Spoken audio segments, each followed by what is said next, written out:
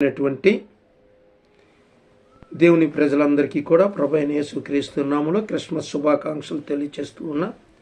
మరి ఈ యొక్క సమయంలో దయచేసి ఒక విషయం గమనించండి. ఈ యొక్క యూట్యూబ్ ఛానల్ చూస్తున్నటువంటి మీరు షేర్ చేయండి, లైక్ చేయండి, సబ్స్క్రైబ్ చేయండి. మీకు లోగడ చెప్పాను, 80 మంది సబ్స్క్రైబర్స్ ఉండేవారు. అయితే ఆ యూట్యూబ్ ఛానల్ అనుకోని రీతిగా డిలీట్ అయిన కారణంగా మరలా కొత్తగా క్రియేట్ చేయడం జరిగింది. కనుక దయచేసి మీరు యథావిధిగా సబ్స్క్రైబ్ చేయండి, లైక్ చేయండి, షేర్ చేయండి. షేర్ చేసినందువల్ల అనేకులు చూడటానికి మార్గం దొరుకుతుంది, అలాగనే అనేకులు వినటానికి కూడా అవకాశం కుదురుతుంది. అలాగనే మరి ఈ సమయంలో ప్రియమైనటువంటి వారులారా, మరి కొన్ని నిమిషాలు దేవుని వాక్యాన్ని మనం ధ్యానం చేసుకుందాం. యోహాను సువార్త 3:16లో ఒక మాట చెప్పబడుతుంది.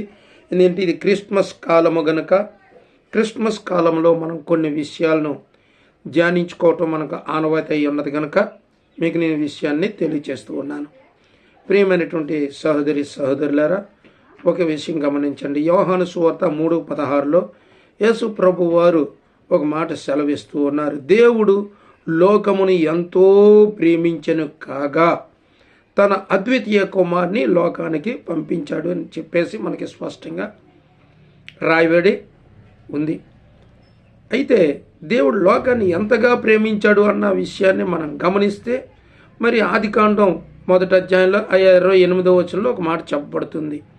నిజానికి అక్కడ మానవుడు లేడు, దేవుని యొక్క ఆలోచనలో మానవుడు ఉన్నాడు, దేవుని యొక్క పోలికలో మానవుడు ఉన్నాడు, దేవుని యొక్క రూపంలో మానవుడు ఉన్నాడు, దేవుని యొక్క హృదయంలో దేవుడు ఉన్నాడు.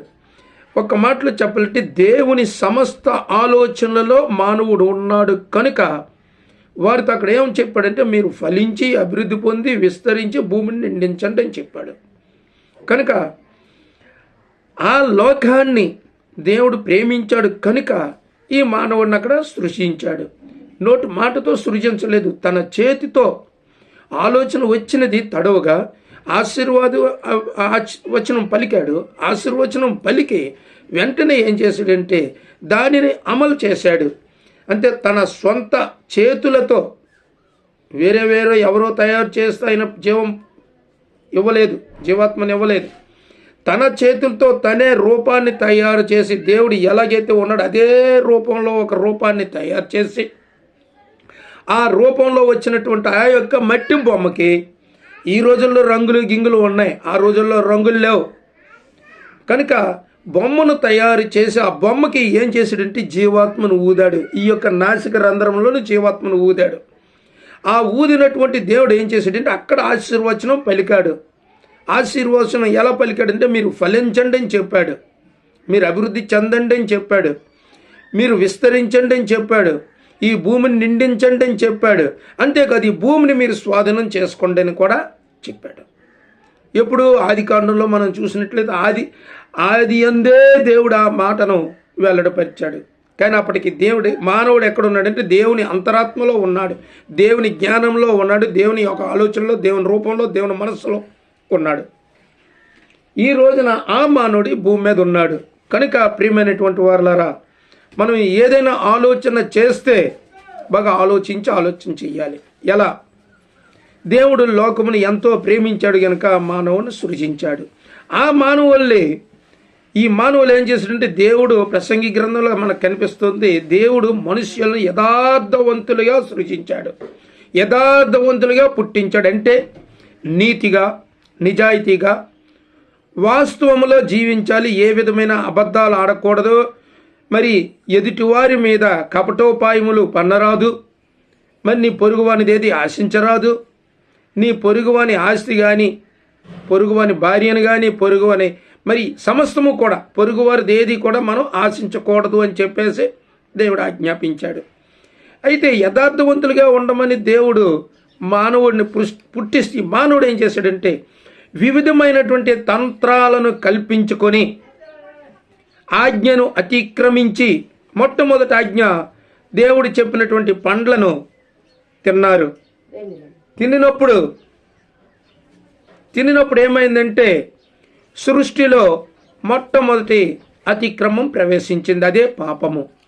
అంటే దేవుడు ఒక మాట చెప్పాడంటే ఆ మాటని మనం తృణీకరించకూడదు, కొట్టివేయబడకూడదు, దాన్ని నేనెందుకు పాటించాలని అనుకోకూడదు. ఎగ్జాంపుల్కి ఒక మాట చెప్తాను.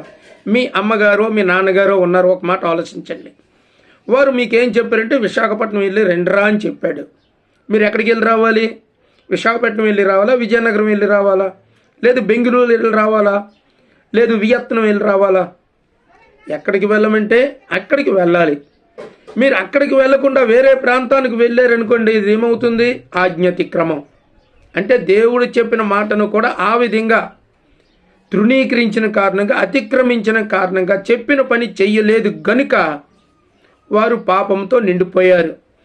ఆ పాపంతో నిండిపోయినటువంటి మానవులు మరలా ఏ విధంగా పరిశుద్ధులవుతారు, ఏ విధంగా పవిత్రులవుతారు అని ఆలోచన చేసినటువంటి దేవుడు ఏం చేశాడు అంటే, ఈ భూమి మీదకి ఒక మానవ శరీరాన్ని ధరించుకొని నీ వలె నా వలె జీవించటానికి, నీతో నాతో సహవాసం చేయటానికి శరీరధారిగా భూమి మీదకి వచ్చాడు. ఇందుకు రుజువుగా మనకి యోహాను సువార్తలో మనకి స్పష్టంగా కనిపిస్తుంది. ఏమిటి అంటే, ఆది యందు వాక్యం ఉండెను, వాక్యము దేవుని యొద్ద ఉండెను, ఆ వాక్యము దేవుడయి ఉండెను అని చెబుతూ ఆ 12వ వచనంలోకి వెళ్ళేసరికి ఆ వాక్యము శరీరధారి అయి మీ మధ్య నివసించెను అని చెప్పేసి వాక్యం సెలవిస్తుంది. కావున ప్రియ దేవుని ప్రజలారా, మీరు ఈ ఒక మాట ఆలోచించండి. కనుకనే ఆయన మన మధ్యలోనికి రావటానికి ఏ రీతిగా వచ్చాడు అంటే ఒక శరీరముతో వచ్చాడు.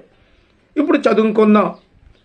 యెషయా గ్రంథం 9:6లో మనకి చెప్పబడుతుంది. ఏంటి అంటే, అంతకంటే ముందుగా యెషయా గ్రంథంలోనే 7:14లో ఏం చెప్తుంది అంటే, కాగా అని చెప్పబడుతూ ప్రారంభం ఏంటంటే, కన్య గర్భవతి అయి కుమారుని కనును, ఆ కుమారునికి ఇమ్మానుయేలు పేరు పెట్టిదురు అని చెప్పబడుతుంది. అంతేకాదు,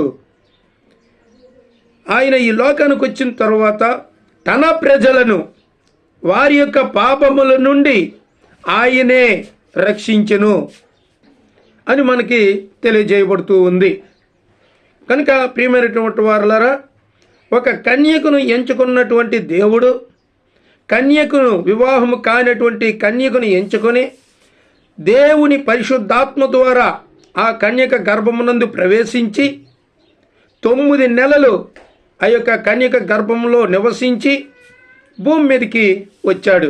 ఆ వచ్చినటువంటి ఆయన కోసం ఏం చెప్పబడుతుందంటే, ఏలయనగా మనకు శిశువు పుట్టెను, మనకు కుమారుడు అనుగ్రహింపబడెను, ఆయన భుజముల మీద రాజ్యభారముండును.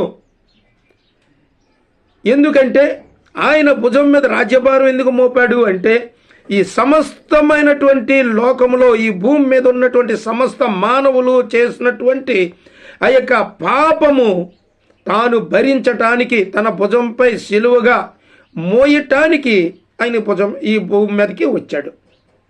అంతేకాదు, ఆయన ఆలోచనకర్త, ఆశ్చర్యకరుడు, బలవంతుడైన దేవుడు, నిత్యుడగు తండ్రి, సమాధానకర్తయగు దేవుడు అని ఆయనకు పేరు. ఎందుకు అంటే, ఆయన ఆలోచించే దేవుడు, ఆశ్చర్యకరమైనటువంటి వెలుగులోనికి నిన్ను నడిపించే దేవుడు, ఆయనకు ఉన్నటువంటి బలాన్ని నీకిచ్చి నిన్ను బలవంతునిగా తీర్చిదిద్దే దేవుడు. మరి ఈ రీతిగా మనం ఆలోచన చేసినట్లయితే, నీవు చేసినటువంటి సమస్తమైనటువంటి పాపముల నుండి కూడా విడిపించి దేవుడు తను స్థిరపరిచినటువంటి రాజ్యానికి వారసునిగా నిన్ను చేయటానికి సిద్ధపడినటువంటి దేవుడు తను. అలాంటి దేవుడు ఈ రోజున మనకు క్రిస్మస్ అనేటటువంటి వెలుగులో నడిపించటానికి వచ్చినటువంటి గొప్ప దేవుడైన. ఇక ఒక్క మాట చెప్పి నేను ముగించేస్తాను. క్రిస్మస్ అనగా క్రీస్తు జన్మదిన వేడుక అని మనం జరుపుకుంటూ ఉంటాం. నిజానికి క్రిస్మస్ అనగా క్రీస్తు ఆరాధన. అంటే నీవు క్రీస్తుని ఎలా ఆరాధిస్తూ ఉన్నా, ఏ రీతిగా ఆరాధిస్తూ ఉన్నా, ఎందుకు ఆరాధిస్తూ ఉన్నా. నిజానికి యేసు ప్రభువు యాయీరు ఇంట్లో కుమార్తె దగ్గరకు వెళ్ళినప్పుడు స్థలం ఇయ్యుడు అని అడిగాడు. ఈ రోజున సంఘములో నీ ఇంటిలో, నీ కుటుంబంలో, నీ జీవితంలో ఒక మాట అడుగుతూ ఉన్నాడు ఆయన, నువ్వు స్థలం ఇయ్యని. నీవు స్థలం ఇవ్వగలిగితే ఆయన నీలోనికి వస్తాడు, నీ గృహంలోనికి వస్తాడు, నీ సంఘంలోనికి వస్తాడు, నీ కుటుంబంలోనికి వస్తాడు. వచ్చి ఆయన నివాసము చేసినప్పుడు నిజమైనటువంటి క్రిస్మస్ ఆనందాన్ని నువ్వు పొందుకుంటావు. అట్టి ఆనందము నీకు దేవుడు కలిగి చేయాలని కోరుకుంటూ ఈ మాటలు నేను ముగిస్తూ ఉన్నాను. దేవుడి మాటలు దీవించి ఆశీర్వదించును గాక. ప్రేమస్వరూపి దయగల దేవానికి వందనాలు. ఈ మాటలు వినిన ప్రతి ఒక్కరూ కూడా నాయన నిజమైనటువంటి క్రిస్మస్ ఆనందాన్ని అనుభవించే కృపకు పాత్రంగా చేసి మీరే మహిమ పొందమని యేసు నామములో ప్రార్థించి వచ్చున్నాం తండ్రి. ఆమేన్.